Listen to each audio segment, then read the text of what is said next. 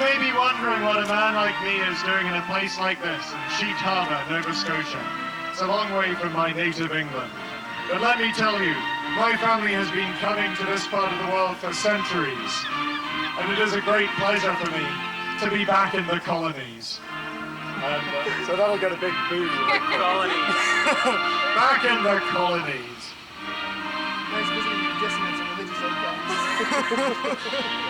Too bad you couldn't stick around. We're expecting a couple hundred. Knock on wood.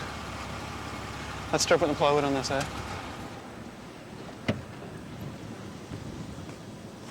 Grab this one first.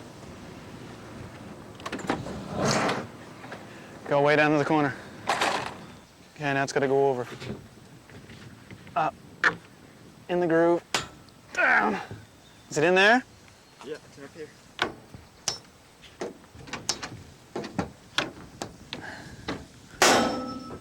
Fuck. My earliest recollections of becoming involved or interested in wrestling was when I was 7 years old. I tried to emulate everybody that was in it, and everybody from the announcers to the wrestlers to everything. Just did a lot of stuff that most fans did, I guess, and most kids would do at that age, and never ever grew out of it. It's a hurricane. Oh my God. What? Nothing. Take it easy now, take it easy.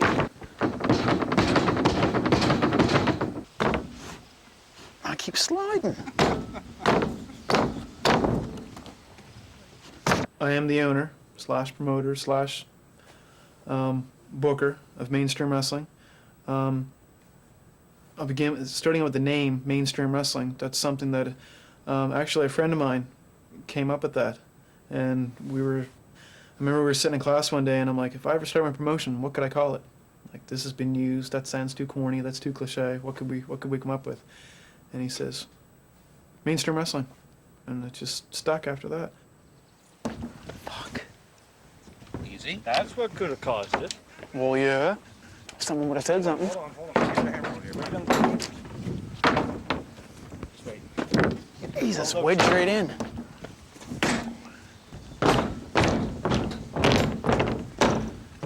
Good. I do everything from advertising to booking the talent to pumping out the merchandise. Every responsibility is basically in my hands, and with patience and persistence, I've brought together this wonderful, creative, unique package, and it's called mainstream wrestling. We put a layer of underlay, and then carpet. It's not the greatest stuff for padding, but until we get the actual true foam padding, the real star foam padding, like these for high school wrestling mats, freestyle mats. But that's what we use for now. Sometimes it bunches up a little bit under the canvas, but for the most part, if you take the sections and put them strategically, place them in the right place, then it's not too bad. All part of paying your dues, I guess. Getting bumped on a hard ring.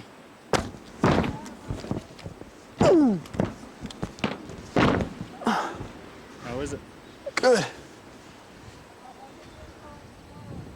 Good.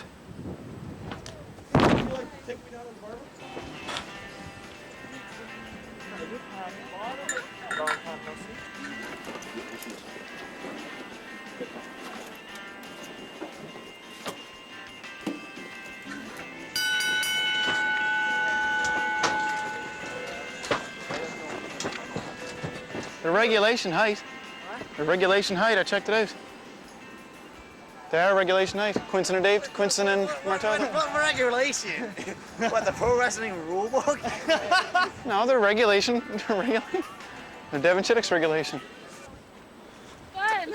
It's lots of fun. Oh, yeah, I'm sure it is. It's been a while since I got some sleep. Never got laid, never got nothing to eat. Do-do-do-do-do. All right, Piggy, let's go.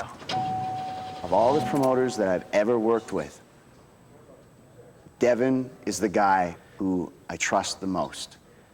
There's a lot of backstabbing. There's a lot of really slimy people in this business. I'm just going to be straight with you. And Devin, God love him, he doesn't have a whole lot to work with. But the guy busts his butt to make this work, and God love him for it. You're coming out the main doors, right? Yeah, Chucky's coming down the ramp. Yeah, Charlie's coming down the ramp. My stuff's already down there. It's ready. It's ready to go. Grab. Yeah, all I gotta do is grab it and run. No, it's not all spots. It's mostly a brawl. Yeah. Get your high spots in. Make him look like he is, he's got a little bit of wrestling knowledge, and basically go for the hardcore. Yeah, that's Okay. what we're gonna do. That's what we're gonna do. Any big high spot, like I said, if there's a big high spot, get out, work the crowd a little bit, give him a chance to get a breather. Okay? I'll look after him. I shall look after my friend. I guess everyone in the town knows who Devin is, and they all know about mainstream, and they like to come out. Sheet Harbor's not a big town, so if you pull 100 or 110 people, that could be 10 or 15% of the town that's here. And when you think of it that way, well, that's quite a good. In small towns, everyone talks. Let me introduce to you the newest tag team in mainstream wrestling, Colonel Cypress, Jeremiah Delinquent, the American Icons. And we're beating the crap out of Twister. Yeah, we're beating the crap out of Did Twister. she know to say this? I'll go find Cameo. Word for word, what did you say? Ladies and gentlemen, introducing The newest tag team in mainstream wrestling, Colonel Cypress, Jeremiah Delinquent, the American Icons. As far as the storyline and angles go, most of it is Devin. Devin will run it by us, and then we'll give our input, and maybe we'll tweak a few things or tighten a few screws here and there. But for the main part, the storylines are Devin's ideas. But whatever actually happens in the ring, how we do the match, and our interpretation of the storyline too. Exactly, if he wants something done that way, the way we actually physically perform it in the ring is our input too. I'll be like punches, chops, big and just kind of stand down here. And I'll get into the ropes and also. Yeah, that's cool. Yeah, just start beating and just go back in the ropes. Yeah, I'm playing these ropes.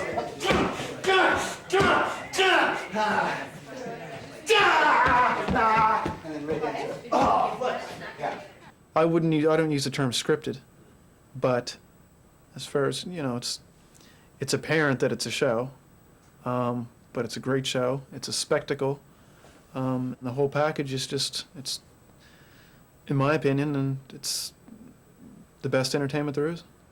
Then what I'm gonna do, so I'm gonna bump down, right? I'll be like this. Now he's gonna do a spot where he's gonna do a splash onto me through a table, right? So I'm on my back. I'm like, oh. I don't know if that table's gonna hold you, man. No, hear me out. I'm on my back on the ring. On the mat. Right? Table's right here. Yeah. I'm like, oh god. It's gonna very gently get on the it's table. gonna bust. Won't hold you. You don't think? Nope. Nope. Try it. If it breaks, stay there. Let him hit it. Oh yeah. And they'll forget all about it breaking. Go ahead. All together. Oh! Sell the hand. Everybody's got to sell the hand. I'll be like. And as soon as he goes down, it breaks. It breaks all the shit. And then me and Flex, you and whoever, me Yeah, and just pair up and we go nuts. 2 on the inside, 2 on the outside, 2 setting up the next spot. Keep your eyes open and listen to what's going on. That's right. Because if you're not watching what's going on around you, someone's gonna land on you. A ladder's gonna land on you, and someone's gonna get hurt. The girls are going to be on the outside spotting. In other words, they're going to be asking a couple things. Are you okay? Yeah. And get your fucking ass up and get back in the ring because it's empty. Not just about putting on a good show. It's about, yeah, it is, but it's the whole package. Like it's playing with playing with the emotions of the fans, making the people in that audience believe, for 2.5 to 3 hours that what we're doing, might not be the most legitimate contest in the world, but it's a real art form. And regardless of what anybody says, professional wrestling is an art form. As the ladder tips, he's going over. I'm taking the rope. Yeah, right. Gotcha. Okay. Yeah, gotcha. Ref. 1, 2, 3, 4, 5. The 10 count. 8. X-ray. 1 rope. 9. Pull yourself up. 10. You're up. Gotcha. We've been accused of being untrained wrestlers, not real professional wrestlers. This is people made accusations toward us that why would you go pay your $10 to sit and watch a bunch of 130 pounds 130-pound wrestlers go out there and jump and flip and stomp around the ring, and when you can see the same thing for free in a schoolyard, which is, if there's kids in the schoolyard who can do what I do and make it look like I can, then they should be doing this too. The only way that someone is going to really get hurt in this match is if people aren't paying attention and watching what's going on around them. For instance, Dave comes off the top rope, Devin's not looking, smash, Dave lands on Devin. That's why Bill just said 2 guys in the ring, 2 on the outside fighting. But when are the rest of the guys supposed to know when to get out of the ring? If I'm in the ring with Flex, all of a sudden here comes Dave throwing a table in. Here comes Dredd in behind him. No, like, I mean, it'll be obvious when your spot's done. I mean, it's a spot fest, right? So as soon as your spot's done, roll and get out of the ring. Like, do your best to powder out of the ring. As opposed to what people really think about wrestling, you know, they say it's all fake, it's all choreographed. It's a lot more real than they like to believe. Because, you know, night in and night out, there's at least one guy on our roster that gets injured. You know, whether it be just, you know, a badly bruised set of ribs or, you know, black eye, stitches, concussion. There's always somebody getting hurt. I can remember one time I got hit by Lincoln Steen with a chair, and then after the match, we were talking. He said, "Well, how was the chair shot?" I said, "I don't remember it." I never even thought about chairs. The chairs are fillers for the outside, right? The chairs are stiff, okay? So if you want to take a headshot, one hand, okay? Don't be a fucking hero here, one hand, okay? As it's coming in, pop. I always go like this. Yeah. Whatever you gotta do, don't take a clean shot with those chairs. They're too fucking stiff, all right? There. The very first thing I ever remember watching on a television screen was Atlantic Grand Prix Wrestling. I remember guys like Stephen Pettipaw and Leo Burke, and the whole concept of wrestling fascinated me from day one. As I grew older, I started to think, well, maybe this is a little juvenile, maybe I shouldn't be watching this, but it never ever got away from me. It was in my blood and I just loved it. Fuck, this shit started. Get this fucking done, come on. No pain, boys, no pain. Go all the way through this, no pain. Work the crowd, work the crowd.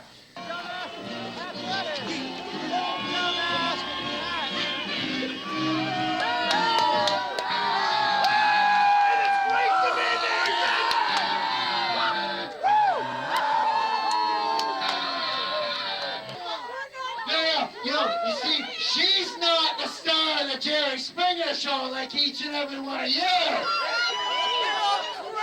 And you know why? Because she's not from this hellhole we call Nova Scotia. The hell are you looking at, woman? What's sports entertainment? We're putting on a show. We're stuntmen, but we take the shots. We take the shots, we give the shots, we make contact. We're not 6 inches away, we're not 3 inches away. We're doing this. We're athletes first, maybe a little bit of acting on the side.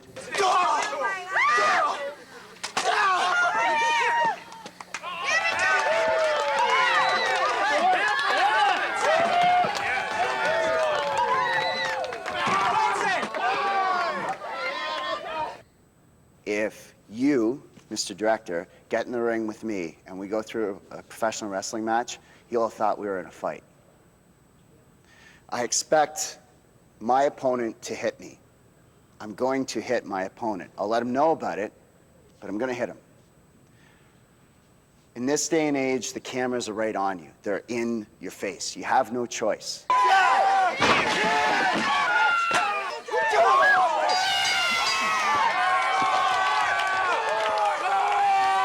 Well, the exact reason why I have this character that I have, he's an aggressive, loud, you know, like you see me out there, it's impact. And that's what the crowd wants to see. They want to see people getting hit with chairs. They want to see people taking 8, 9 foot drops through tables. They want to, you know, see ladders getting flung. They want to see people bleed.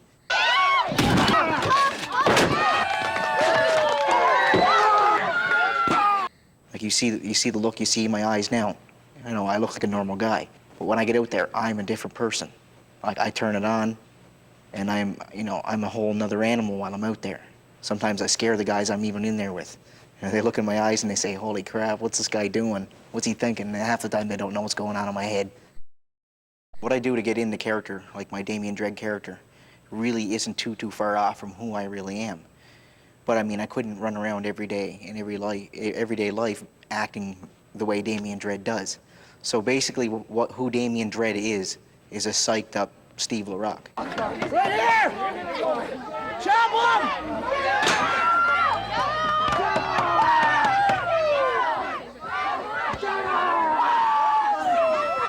You know, I don't get paid much, but the reward, it's huge.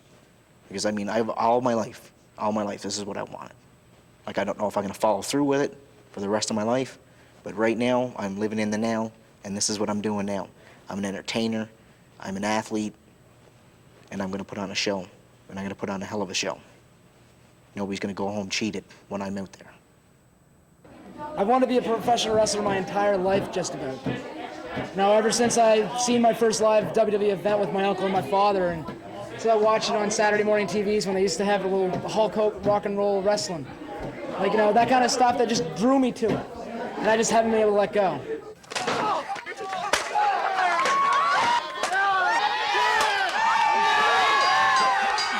You get over here and the kids, like, I wouldn't say idolize you, but, like, you know, they want your autograph and they want to see you hit somebody and they want to see you win. And, you know, that feeling inside, there's nothing better. Nothing. It's just incredible. You want that new crowd, you want that new guy to know, you know, I want to see Lincoln Steen again. You know, this kid's never seen Lincoln Steen before. I want him to, like, sit there and say, Lincoln Steen's coming to this town again. I want to go see him. You know, I just want to be out there. I want my name heard. I just want to get established. I'm not trying to go out and, you know, wrestle for the WWF. You know, I don't really want that. I just like doing local stuff, and I enjoy, you know, people around here and stuff. And I'm not out like there's other guys here that I wrestle with, my colleagues, that they want to go big time, right? Myself, I just enjoy just being around home and wrestling and, you know, doing the stuff in the Maritimes, right?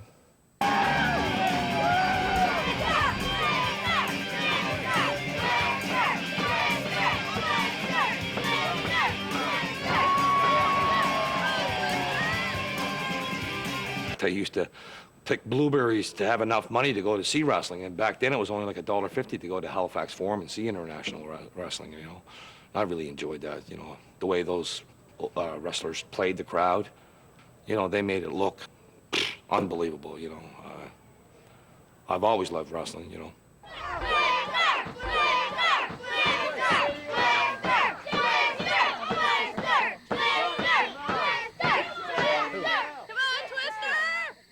If you're a good guy, you have everybody behind you. You know what I mean? You can feel that. I mean, that energy, that, you know, that's amazing. That's an amazing adrenaline rush. You lose. You're not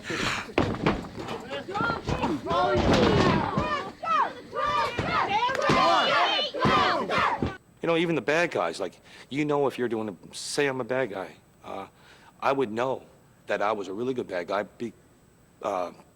you know, from the fans, the response of the fans. You know, if they're booing you and trying to throw things at you, then you know you're doing a great job, right? Used to be when I came out, it was a lot more me, Scott Ingram, than Jeremiah, and he used to get cheered a lot more, and it was kind of like, well, I'm not getting the response I want. So I kind of, you know, I started working the crowd, yelling at the crowd more, working the crowd, looking for that response where I had to make them hate me because, in general, they kind of liked me, and I mean, that's great and all, but that wasn't the response I was looking for, so I had to kind of turn it up and get the people, get on them, start doing more things that would be considered breaking the rules when the ref wasn't looking and stuff, to try to get those people to hate me, because at first they weren't really hating me, but now they're starting to, I come out here and I hate it, but they start chanting chicken. It's not really the response I wanted, but at least they're starting to hate me now instead of starting to cheer for me.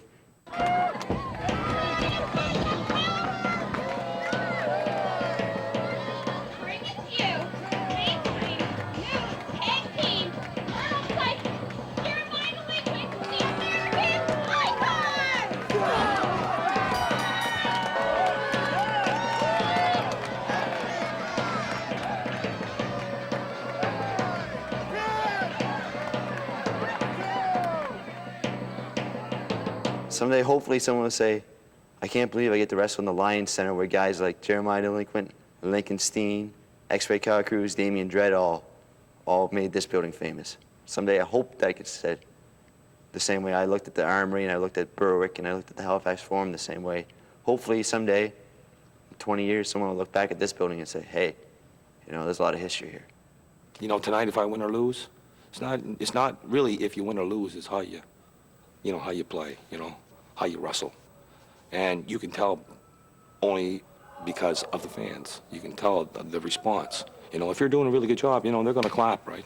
You know, and they're, you know, they're not going to say, you suck. You know, they're going to... So you can see, just like being a DJ, if you don't have a packed dance floor in front of you, if nobody's dancing, then you're not doing a good job, are you?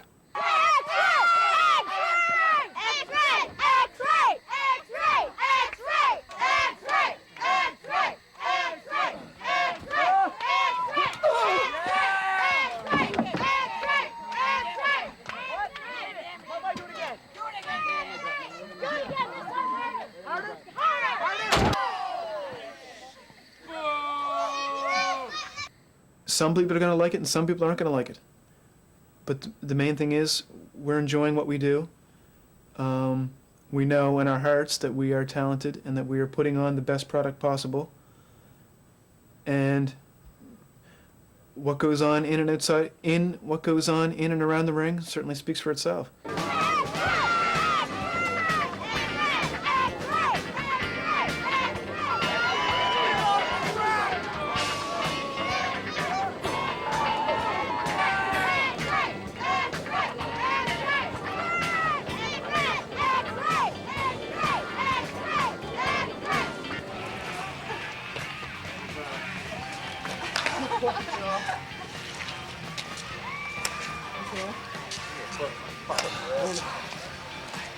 Take that back to the studio. I'm